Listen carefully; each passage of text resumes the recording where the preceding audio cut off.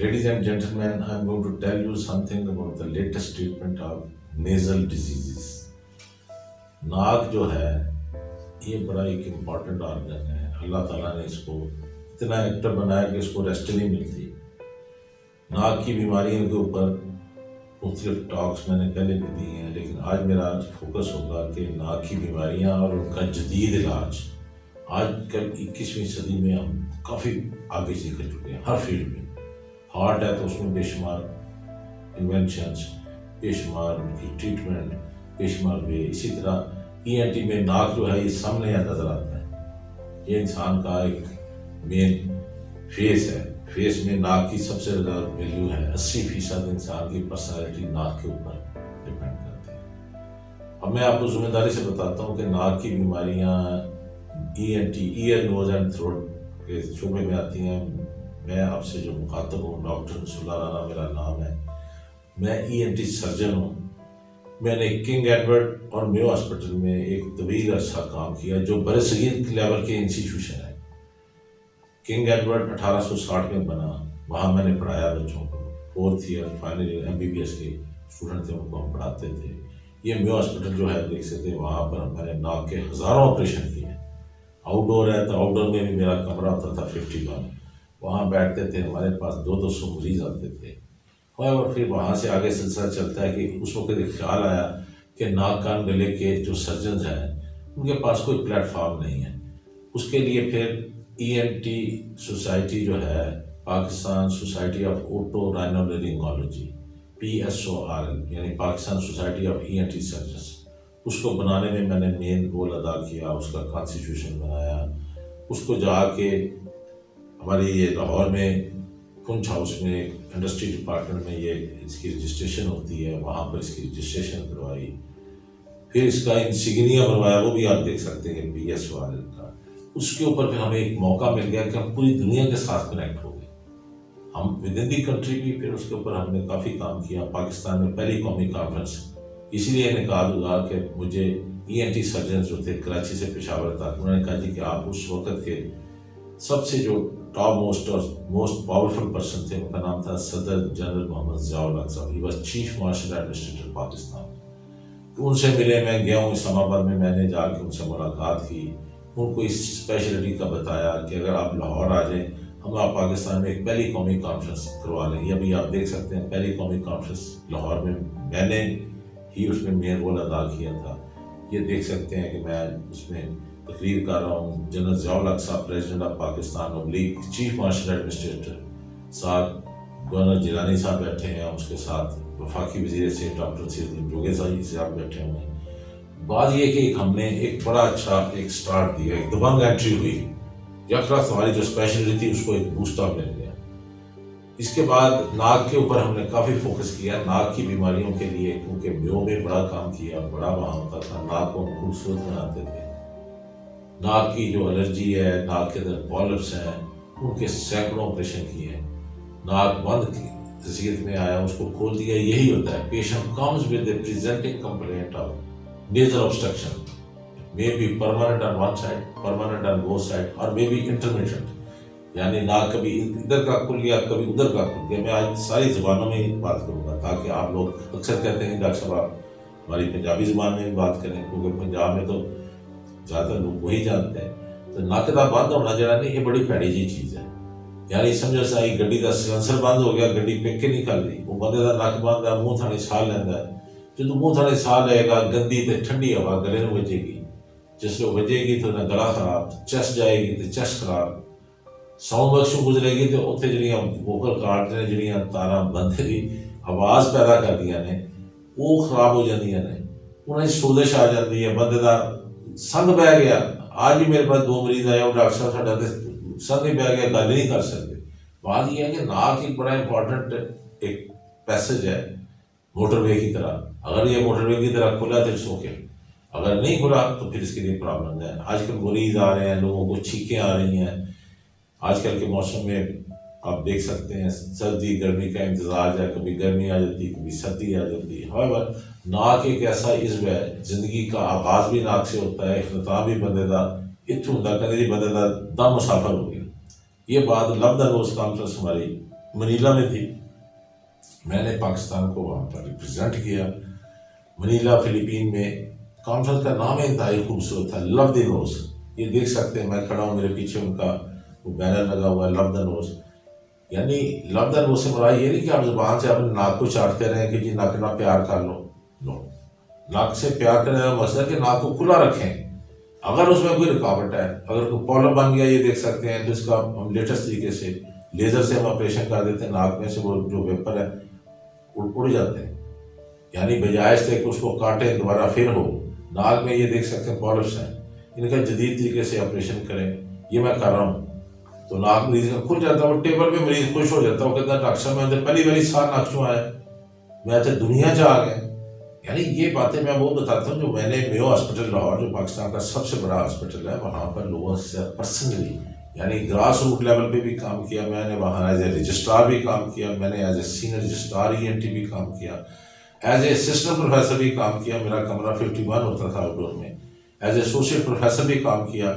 मेरे पास स्टूडेंट्स भी आते थे, मरीज भी आते थे। एक ज़माना था काफ़ी काम कर सके, अल्लाह ताला ने मौका दिया। अब मैं बताना चाहता हूँ कि उसके बाद हमारी जो 3rd साल की ENT कॉन्फ्रेंस मैंने लाहौर में PC होटल में मुनक़द कराई, सिंगल हैंडेडली।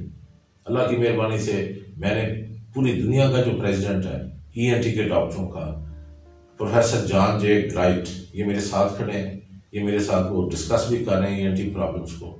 फिर उसके बाद नाश्ते के ऊपर PC होटल में मैं हूँ, मेरे साथ प्रोफेसर अलाउद्दीन साहब जो सार के प्रेसिडेंट थे, जिन्होंने सार की ENT सर्जन एसोसिएशन ढाका में बनाई, उनको भी मैंने बुलाया था।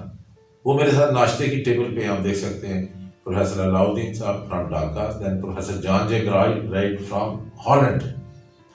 वो यही कह रहे थे कि यार ये हमारा जो पाकिस्तान, इंडिया, बांग्लादेश, ये जो बड़े सगीर का खिता है, इसमें पोल्यूशन बहुत है, आलूदगी है, मोटरसाइकिल टूं चलते हैं, कोई समझ नहीं लगती। इतना मोटरसाइकिल हो गया, इतना मोटरसाइकिल हो गया कि समझ से बाहर आता रहा। मोटरसाइकिल में जो सनसर में से धुआं निकलता है, यही उन्होंने बताया कि उन्होंने कहा ढाका में भी बहुत है, मैंने देखा। फिर मैं दिल्ली में भी गया हूँ, वहाँ भी बहुत। मोटरसाइकिल का जो धुआं है उसमें 3 चीज़ें होती हैं, कार्बन, सल्फर और लेड। ये जब नाक में जाता है तो एलर्जी शुरू हो जाती है, छींकें आती हैं। फिर छींकों के साथ क्या होता है, कुछ छोटी छोटी आंडियाँ ये बन जाती हैं, पॉलर बन गए तो मुसीबत में फंस गए। पॉलर का एक दफ़ा ऑपरेशन होता है, फिर दूसरी दफ़ा होता है, फिर तीसरी दफ़ा होता है। यानी वो एक नाक खत्म होने वाला एक सिलसिला शुरू हो जाता है, इंसान की क्वालिटी ऑफ लाइफ है खत्म हो। तो इसलिए मैं डराता नहीं। मकसद मेरा ये कहना, हमारी 3rd साल की ENT कॉन्फ्रेंस थी, उसमें प्रोफेसर जॉन जे ग्राइट ये लेक्चर दे रहे हैं। उन्होंने स्टेट ऑफ आर्ट लेक्चर दिया था इसके ऊपर कि how we can keep the nose open, जो नाक को खुला रखने के लिए काफ़ी तरद्दुद की ज़रूरत है। इसके बाद हमारी फिर नेक्स्ट कॉन्फ्रेंस जो मैंने पाकिस्तान को रिप्रेजेंट किया, that was in new Delhi, India, Ashoka hotel. तो दुनिया का सबसे बड़ा होटल है, वहाँ पर 5000 ENT के डॉक्टर थे। मैंने उनकी मौजूदगी में, वो बैठे थे हॉल में, मुझे अल्लाह ने मौका दिया कि मैंने मोमबत्ती जला के, I am doing the candle lighting ceremony, you can see this thing. मेरे इर्द गिर्द इंडिया के हेल्थ मिनिस्टर भी हैं, उनके एडमिरल BK सिंह जो DG of forces medical services, वो भी खड़े हैं, प्रोफेसर राकेश फ्रॉम नेपाल, बांग्लादेश, श्रीलंका, वो सब। एक अच्छे सफ़र का आगाज़ दिल्ली में फिर होगा। उन्होंने कहा जी कि हमने इस जो हमारा सार्क कंट्रीज़ हैं, यहाँ पर नाक कान के गलों की बीमारियाँ और ख़ासतौर पर नाक का बड़ा मसला है, क्योंकि पोल्यूशन बहुत है। वो तो दिल्ली में भी वही है, दिल्ली लाहौर में फ़र्क कोई नहीं। मैंने दिल्ली को जैसे पाया उसी तरह यहाँ भी है, लाहौर में भी है, उसी तरह कराची में भी है, उसी तरह बॉम्बे में भी है, उसी तरह कलकत्ता में भी है, उसी तरह ढाका में भी है। ढाका में भी बहुत अनइमेजिनेबल, मैं आपको बता नहीं सकता। मैं पर्सनली गया हूँ, मैंने विजिट किया, मैंने रिप्रेजेंट किया। मैं बल्कि वहाँ पर मौलाना आज़ाद मेडिकल कॉलेज में भी दिल्ली में गया हूँ। फिर उसके बाद मुझे मौका मिला वहाँ पर AIIMS, all India institute of medical sciences, जो बड़े सगीर का सबसे बड़ा हॉस्पिटल है। प्रोफेसर डैका वहाँ ENT के प्रोफेसर थे, वो मुझे साथ ले गए, उन्होंने हॉस्पिटल में मुझे दिखाया। और सबसे बड़ी बात है, ये कान का एक ऑपरेशन जो बहरापन में होता है छोटे बच्चों में, कॉक्लियर इम्प्लांट, उसका सर्जरी करके दिखाई। एंड वेरी डिसेंट पर्सन, मेरी उन्होंने बड़ी आवभगत की, मुझे उन्होंने खातर तवाज़ा भी की, उन्होंने मुझे ऑपरेशन भी करके दिखाया। एंड सर कि जब आपको ज़रूरत हो आप आ सकते हैं, you can learn and you can see how to do the cochlear implant surgery. अब बात सिंपल सी ये है कि उससे आगे फिर हम चलते हैं वाशिंगटन डीसी में। वाशिंगटन डीसी अमेरिका का दारुल है, वहाँ पर कॉन्फ्रेंस थी नोज 2000 एंड बियॉन्ड कॉन्फ्रेंस। उसके लिए आप देख सकते हैं प्रोफेसर कैरन है, वो नाक की बीमारियों के सबसे बड़े डॉक्टर और प्रेसिडेंट थे American society of rhinology. Rhinology कहते हैं नाक की बीमारियाँ, ओटोलॉजी कहते हैं कान की बीमारियाँ, लिरिंगोलॉजी मीन गले की। अब मैं उनके साथ खड़ा हूँ, वहाँ भी उन्होंने कहा कि नाक के लिए पूरी हिस्ट्री लें, अगर एलर्जिक फिनोमेना है तो एलर्जी को भी ठीक करें, अगर उसमें कोई ट्रॉमेटिक डीएनएस है, चोट लगी और 60 बजे की नाक टेढ़ा ही हो गया, तो लोगों के पास अपनी सेहत के लिए कोई ना बजट है ना तवज्जो है। ये हमारा अलमिया है इस बड़े सगीर का। मैं इन तमाम मुल्कों में गया हूँ, वो कहते छोटो पर एक था सा दूसरा बंद है तो बंद रहने दो, लेकिन प्रॉब्लम है जो बंद होता है बाद में फिर कैंसर सॉरी भी होती है। अभी मेरे पास परसों फैसलाबाद से एक बंदा आया, कहता डॉक्टर साहब मेरा एक नाक ना गुजारा हो रहा सी। मैं क्या ठीक है कोई गल नहीं, असी 2 लाख खोल के क्यों साह लेना, लेकिन अक्क आस्ता आस्ता बंद होंदे हुण जरा अक्क भी बाहर आ गई सी। वो जो मेरे को आया चेक किया सी, टुकड़ा लिया तो बाद कैंसर निकल आया। यानी तुसी अपनी सेहत को तवज्जो दो, थोड़ी सेहत सबसे बड़ी, हेल्थ इज वेल्थ। अंग्रेज ने सबसे अच्छी बात कही है, एजुकेशन नहीं किया। लोग बच्चों की तालीम के लिए बड़े भागते हैं, कभी इधर जा कभी उधर जा, तो बच्चा गिर गया जी नाक टेढ़ा हो गया तो उधर सीधा निकलो क्या छोटो पर यार दिस इज रॉन्ग। ये मैं अब आपको जिम्मेदारी से करता हूँ। फिर नेक्स्ट कॉन्फ्रेंस जो मेरी थी टर्की में थी, टर्की में मैंने पाकिस्तान को रिप्रेजेंट किया, अंकरा में हुई थी। उन्होंने भी नाक के लिए कहा कि नाक की शेप को ठीक रखें, शेप ऑफ द नोज, उसके बाद इसका फंक्शन, ये प्रॉपरली आपके नाक के लिए पैसेज खुला रहे।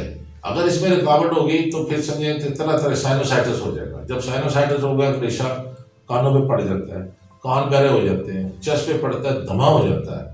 तो यानी ये जो नाक का खुला रहना, ये इसी तरह जैसे घर की नाली अगर खुली है तो ठीक है, अगर नहीं है ब्लॉक हो गई है पानी पीछे जाएगा। घर पंजाबी कहते नीवा ही बह जानी है, मकान की नींव बह गई, उनकी दीवार गिर गई, कोठा ढह गया, तो बंदे ਦੇ ਵਿੱਚ ਵੀ ਜੇ ਸਾਇਨਸ ਦਾ ਮਰਜ਼ ਆ ਜਾਂਦਾ ਨਹੀਂ, ਇਹ ਸਮਝੋ ਸਾਇਨਸਿਸ ਹੈ, ਮਿਕਸਡ ਸਾਇਨਸਿਸ ਨੇ 2। मैं तो प्रोफेसर मैं पढ़ाता रहा, मैं मैडिकल कॉलेज फातिमा जिन्ना भी MBBS का इम्तहान लिया, इलामा इकबाल च भी लिया। मैं उत्थे जाके यही पूछता ਹੁੰਦਾ ਸੀ कि मिकसड साइंसिस ਜਿਹੜੀਆਂ ਨੇ ਇਹਨਾਂ ਦੀ ਕੀ प्रॉब्लम है, इसकी किस मसला मसाइल हो सकते हैं। मैं PD मेडिकल कॉलेज भी एग्जाम कर रहा, फाइनल MBBS तक फैसलाबाद भी गया।